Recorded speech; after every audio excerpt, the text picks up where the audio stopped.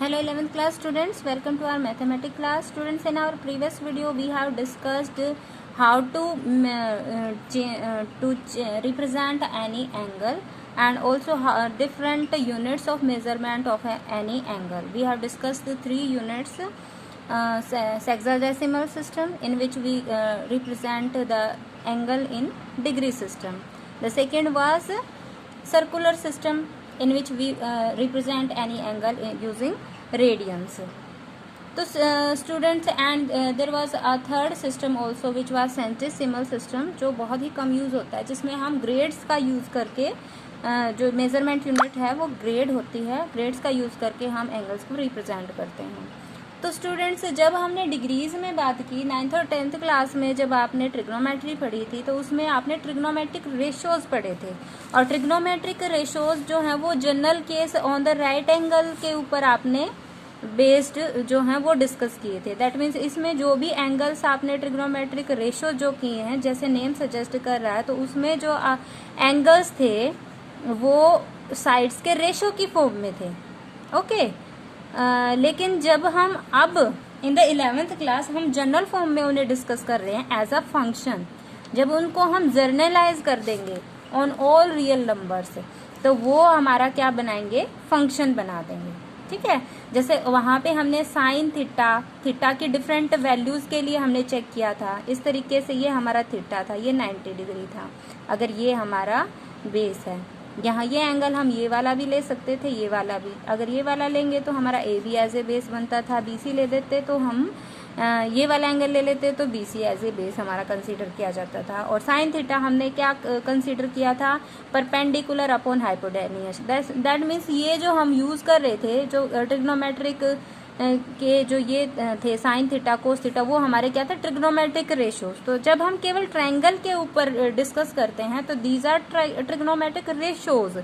लेकिन जब हम डिग्री की बजाय कंसीडर कर लें किसको, सर्कुलर सिस्टम को, क्योंकि सर्कुलर सिस्टम में हमने एनी एंगल्स को किस में रिप्रेजेंट कर दिया है, यूजिंग अ सर्कल, जिसमें हमने रिलेट किया है arc length equals to r theta.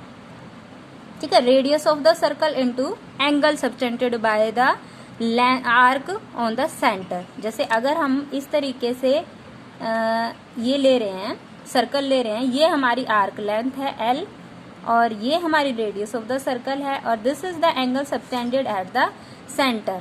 तो इस तरीके से ये रिलेशन हमने दिया था कि आर्क लेंथ हमारी किसके इक्वल होती है, radius multiply by the angle subtended at the centre.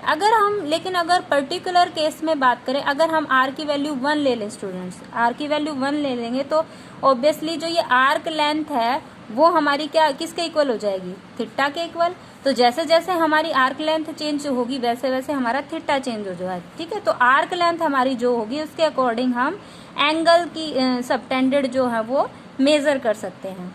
तो इस तरीके से अगर हम देखें स्टूडेंट्स, अगर यहाँ पे हमने डिस्कस किया है ट्रिग्नोमेट्रिक फंक्शन को, तो इस तरीके से अगर हम ये कंसेप्ट यूज करें तो ये रेडियन मेजर्स जो हैं वो यूज कर सकते हैं बाय, बिकॉज एल हमारा क्या है, आर्क लेंथ है, एक रियल नंबर है, और सेंटर के सर्कल की सरकमफेरेंस के ऊपर ऑल रियल पॉइंट्स लाई करते हैं.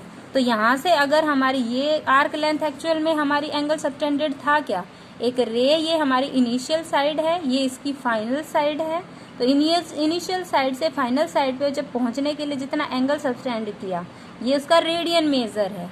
ओके. और ये उसकी आर्क लेंथ है जिसे उसने कवर किया है. तो अगर ये हमारा पी पॉइंट है तो इस तरीके से हम किसी भी पॉइंट को यूजिंग दिस थीटा जो है वो रिप्रेजेंट कर सकते हैं, इसकी पोजीशन हम फाइंड आउट कर सकते हैं. ओके. तो अब हम इसी कंसेप्ट को डिस्कस करते हैं. हमने जनरलाइज कर दिया कि रेडियन का यूज करके, रेडियन जो है वो सर्कुलर सिस्टम में ऐसे ही यूज होता है जैसे कि रियल नंबर्स रिप्रेजेंट होते हैं ऑन रियल नंबर लाइन. तो उसी तरीके से रेडियन मेजर जो है, क्योंकि एल के इक्वल हो गया है हमारा theta for a unit circle, तो फॉर अ यूनिट सर्कल हम एंगल को क्या मान सकते हैं, ये हर रेडियन जो है हर रियल नंबर को रिप्रेजेंट कर रहा है on the circumference of this circle. ठीक है. तो हम किसी भी रियल नंबर को यूजिंग दिस थीटा रिप्रेजेंट कर सकते हैं. तो अगर हम ये x मान लें, जनरल वैल्यू x मान लें, तो इसके ऊपर हम ये जो डिफरेंट हमारे ट्रिग्नोमेट्रिक रेशो हमने डिस्कस किए थे ये हम अप्लाई कर सकते हैं to measure our this angle, और ये जो हमारे एंगल निकल के आएंगे वो हमारे रियल नंबर बताएंगे। ठीक है, ये हम डिस्कस करेंगे किस तरीके से बताएंगे। ठीक है, तो इस तरीके से हम कह सकते हैं कि हमारा कंसेप्ट जो है वो जनरलाइज हो गया। ये x की value for any real value ये निकल के आएंगी, और डिफरेंट वैल्यूज जो हैं वो सभी रियल नंबर्स को रिप्रेजेंट करेंगे। ये इस तरीके से हमारे जो आते हैं ये होते हैं हमारे ट्रिग्नोमेट्रिक फंक्शंस। पहले हमारे क्या थे, ट्रिग्नोमेट्रिक रेशोज, जिसमें हमने कंसेप्ट को जनरलाइज नहीं किया था, लेकिन अब हमने सभी रियल नंबर्स के लिए जनरलाइज कर दिया है, तो ये हमारे क्या बन चुके हैं, फंक्शंस। तो ये था थोड़ा इनके बारे में बेसिक। अब ये किस तरीके से काम करते हैं, किस तरीके से मेजरमेंट करते हैं, रियल नंबर्स को किस तरीके से रिप्रेजेंट करते हैं, ये हम देखते हैं। देखिए स्टूडेंट्स, ऑफ रियल नंबर्स का ट्रिग्नोमेट्रिक फंक्शन हम कैसे निकाल सकते हैं। देखिए ये एक हमारा यूनिट सर्कल है, ये इसका सेंटर एज अ ओरिजिन हमने कार्टेशियन प्लेन का जो ओरिजिन है वो इसका सेंटर मान लिया हमने यूनिट सर्कल का, और रेडियस जो है वो 1 यूनिट है। ऑब्वियसली हम यूनिट सर्कल बोल रहे हैं, तो ऑब्वियसली स्टूडेंट्स ये 1 यूनिट है, तो OAB में हमारा जो x कोऑर्डिनेट है वो 1 आ गया, क्योंकि हमारा OA डिस्टेंस है वो क्या होगा 1, और ये x एक्सिस पे लाई कर रहा है, तो इसका y कोऑर्डिनेट क्या होगा हमारा 0। तो दैट मीन्स A के कोऑर्डिनेट्स आपके क्या हो गए हैं 1 0।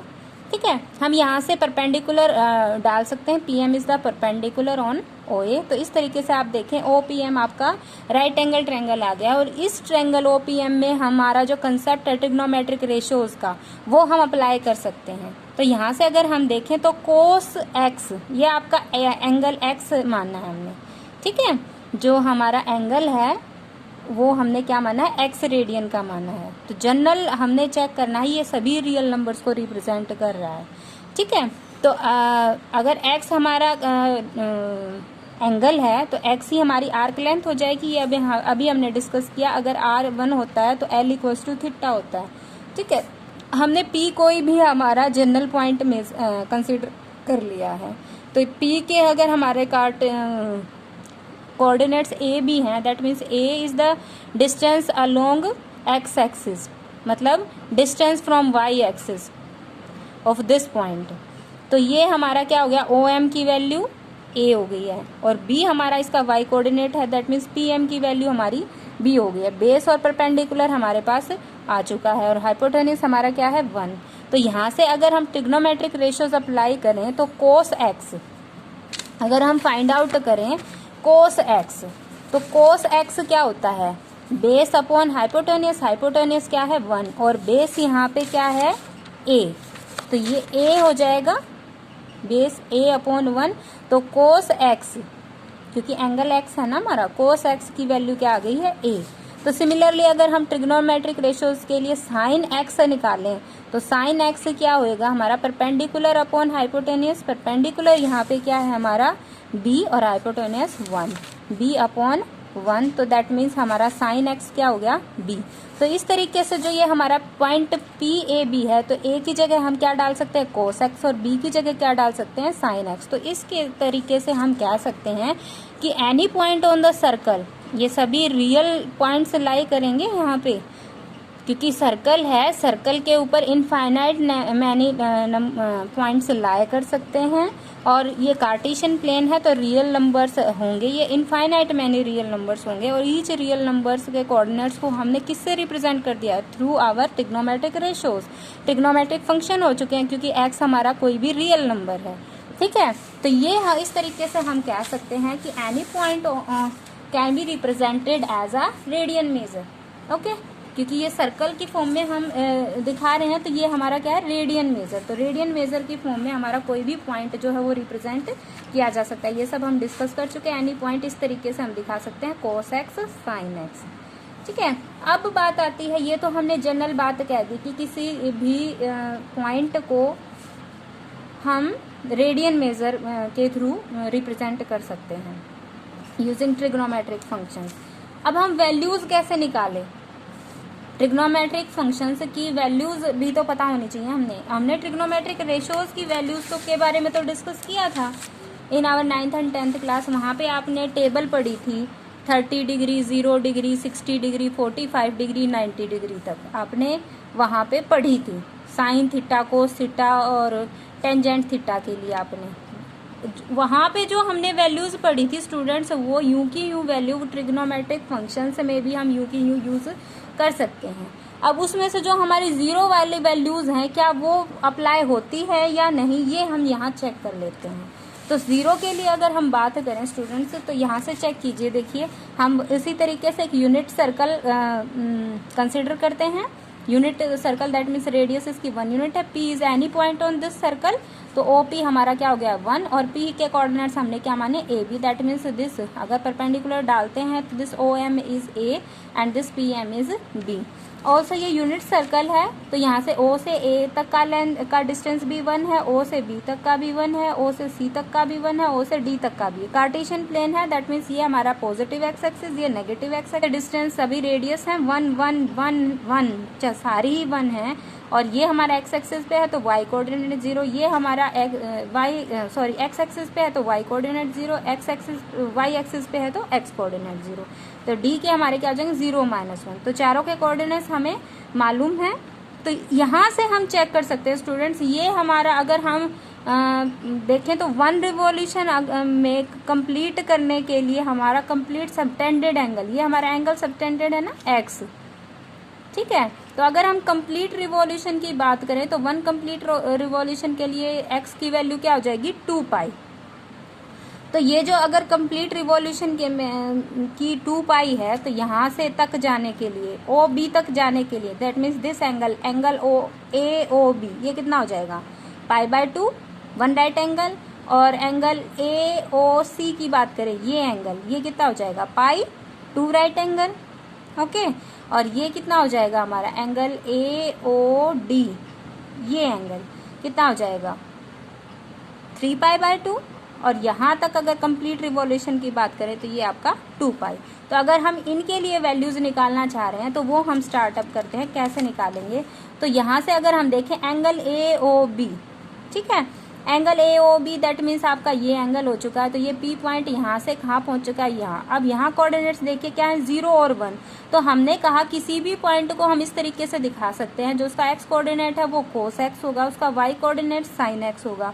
तो यहाँ 0 वैल्यू है, दैट मीन्स कोस एक्स आपका क्या है 0 एट π/2। दैट मीन्स जब एक्स हमारा π/2 है तो कोस एक्स हमारा क्या हो गया है 0, ओके। तो यहाँ से हमें पता चल गया है क्या वैल्यू कोस π/2 की वैल्यू क्या आ गई भाई 0 आ गई है, ठीक है।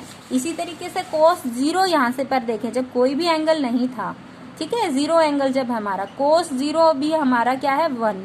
ऑल्सो जब कंप्लीट रिवॉल्यूशन कर लेगा तब हमारा कोस 2 पाई भी क्या है 1, कोस 0 भी हमारा 1 है। अब हम सीक्वेंस में चलते हैं, 2 पाई लास्ट में लिखेंगे। अब π/2 से हम पाई पे आए, पाई हमारा ये वाला एंगल दैट मीन्स हमारा पॉइंट P जो है वो यहाँ पहुँच चुका है।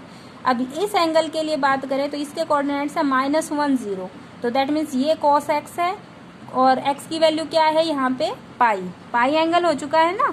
तो कोस पाई की वैल्यू यहाँ से अगर हम देखें तो क्या होगी है -1। तो कोस पाई आपका क्या हो चुका है -1। तो अब 3π/2 के ऊपर यहाँ पे अगर हम जाएं, ये आपका कंप्लीट एंगल क्या है 3π/2। इसमें डी के कोऑर्डिनेट्स आप देखें क्या है 0 है, एक्स एक्सिस जो एक्स कोऑर्डिनेट है कोस एक्स होता है और उसकी वैल्यू क्या है आपकी 0। तो x यहाँ पे एंगल कितना है 3π/2। तो x की वैल्यू जब 3π/2 है, x 3π/2 है, तो यहाँ से हमने देखा कोस x दैट मीन्स कोस 3π/2 आपका क्या हो गया है, यहाँ से देखिए वैल्यू क्या है 0। कोस 3π/2 आपका क्या आ गया है 0। और कोस 2 पाई जब वो कंप्लीट रिवॉल्यूशन, तो दोबारा से ओरिजिनल पोजीशन यहाँ पे पहुँच गया, यहाँ से लेके दोबारा यहीं पे आ गया, ए पॉइंट मिल गया हमें दोबारा। तो इसका एक्स कोऑर्डिनेट देखिए क्या है 1। तो कोस 2 पाई की वैल्यू आपकी क्या है 1। तो ये कोस की सभी वैल्यूज मिल गई हमें। सिमिलरली जो इसका वाई कोऑर्डिनेट आएगा, ये सभी कोऑर्डिनेट्स के जो वाई कोऑर्डिनेट, सभी पॉइंट्स के जो वाई कोऑर्डिनेट्स हैं, इनसे हम साइंस की वैल्यू निकाल सकते हैं। साइन 0 देखिए ये जो है रेडियन में है, पहले आपने ट्रिग्नोमेट्रिक रेशियोज में ये जो वैल्यू की थी वो डिग्रीज में की थी स्टूडेंट्स, लेकिन अब हम रियल वैल्यूज की, रेडियन मेजर की बात कर रहे हैं, तो हम रियल वैल्यू यहाँ अप्लाई कर रहे हैं स्टूडेंट्स, क्योंकि पाई की जो अप्रोक्स वैल्यू हम मानते हैं वो पाई 22/7 मानते हैं, जो आपकी एक रियल वैल्यू ही है। ठीक है, तो हमारा कंप्लीट रियल वैल्यूज के लिए बात चल रही है ट्रिग्नोमेट्रिक फंक्शंस की, केवल ट्रिग्नोमेट्रिक रेशियोज के बारे में अब लिमिटेड हम नहीं है। तो यहाँ से साइन 0 अगर आप देखें तो क्या है इसकी, साइन 0 की वैल्यू, वाई कोऑर्डिनेट ए का क्या है 0, तो दैट मीन्स आपकी साइन 0 की वैल्यू क्या हो गई है 0, साइन 0 0 हो गया। अब जब हमारा एंगल क्या हो गया पाई/2, तो कहाँ पहुंच गए, एंगल AOB, यहाँ पे पाई/2 पहुंच गए, इसका वाई कोऑर्डिनेट देखिए क्या है 1, दैट मीन्स साइन पाई/2 की वैल्यू क्या है 1। अब साइन नेक्स्ट 2 राइट एंगल पे हम पाई पे पहुंच जाएं, साइन पाई ये वाला एंगल 2 राइट एंगल, ये C पॉइंट पे पहुंच गए हम, तो इसका वाई कोऑर्डिनेट क्या है 0, दैट मीन्स साइन पाई क्या हो गया 0, क्योंकि हमारा जो वाई कोऑर्डिनेट है वो क्या बता रहा है sine of the angle. X coordinate क्या बताता है किसी भी पॉइंट का ऑन सर्कल। हमारा रेडियन सिस्टम के सर्कुलर सिस्टम की बात चल रही है। ठीक है, रेडियन सिस्टम हमारा कहाँ किस में मेजर करता है, सर्कुलर सिस्टम में मेजरमेंट रेडियन सिस्टम से होती है। तो रेडियन सिस्टम में हम सर्कल के कोऑर्डिनेट्स के ऊपर लाई करने वाले पॉइंट्स के बारे में बात करेंगे। तो यहाँ पे हमारा साइन पाई क्या हो गया 0।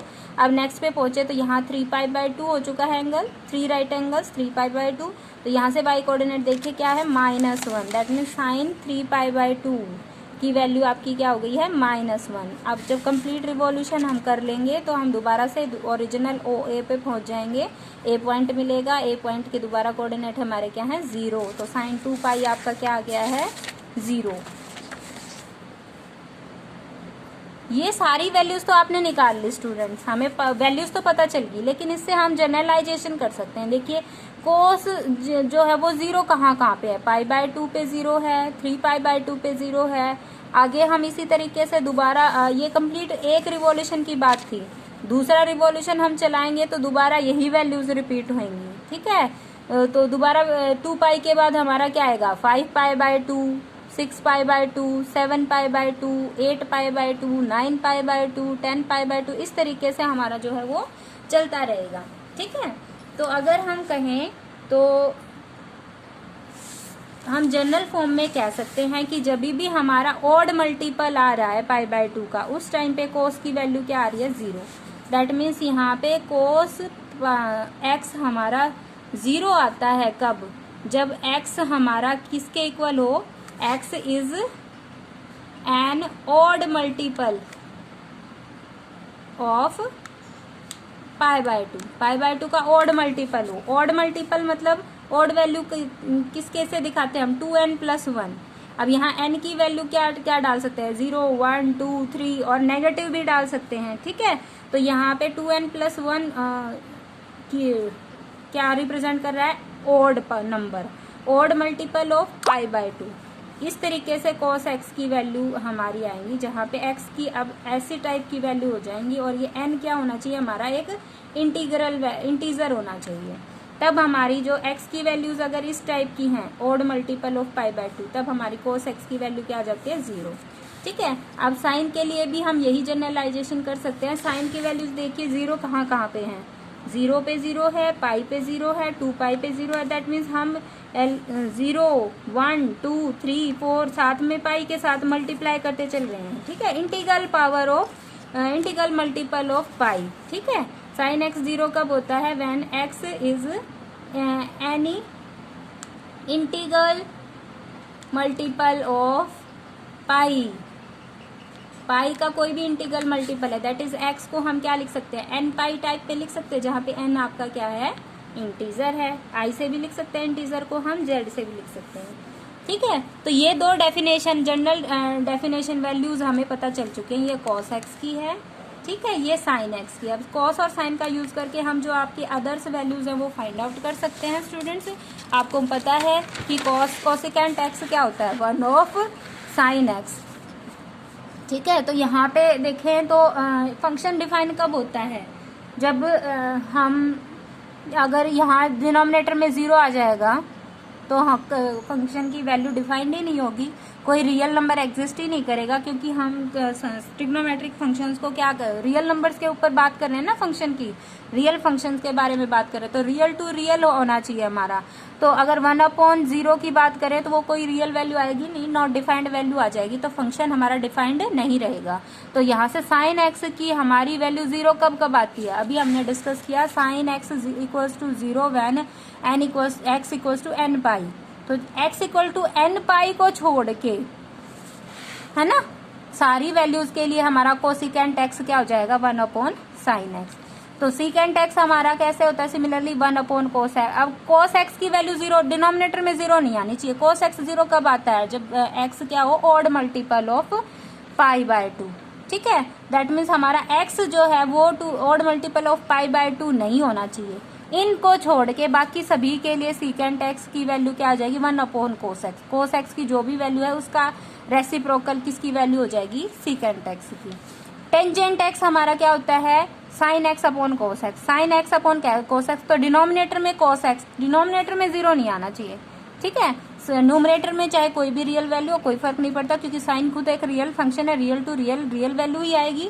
डिनोमिनेटर में भी रियल वैल्यू आएगी, लेकिन उन रियल वैल्यू में 0 भी इंक्लूडेड है, तो 0 नहीं आना चाहिए। cos x 0 कब आता है, जब x is an angle is an odd multiple of π/2। तो केवल इन वैल्यूज को छोड़ के बाकी सभी के लिए हमारा टेंजेंट x की वैल्यू किसके इक्वल हो जाएगी, sin x upon cos x। Similarly cot x हमारा क्या होता है 1/टेंजेंट x, या फिर हम कह सकते हैं cos x upon sin x। तो यहाँ पे डिनोमिनेटर में sin x है, sin x 0 कब होता है, जब x इक्वल टू n पाई है, तो केवल इनको छोड़ देना है। बाकी सभी के लिए हमारा cos x किसके इक्वल हो जाएगा, cos x और अपॉन sin x, और डिफाइंड होगा, और ये वैल्यू इसकी निकल के आएगी। तो स्टूडेंट्स इस तरीके से हम सभी फंक्शंस की वैल्यू जो है वो फाइंड आउट कर चुके हैं। ये इनकी जनरल वैल्यूज हैं। x की डिफरेंट वैल्यूज के लिए यहाँ हम पर्टिकुलर वैल्यूज के लिए पर्टिकुलर वैल्यू हम निकाल सकते हैं। Okay students, for today it is I hope enough. तो आप सबको यहाँ तक जो आपका ट्रिग्नोमेट्रिक फंक्शंस को में किसी भी पॉइंट्स को हम किस तरीके से रिप्रेजेंट कर सकते हैं using trigonometric function cos x, sin x form में, ये चीज़ और आपकी जो वैल्यूज़ हैं ये आपको लर्न भी होनी चाहिए, ये आपको प्रैक्टिस भी करनी है, और इनके नोट्स भी बनाने in the fair notebook. Thank you, have a nice day.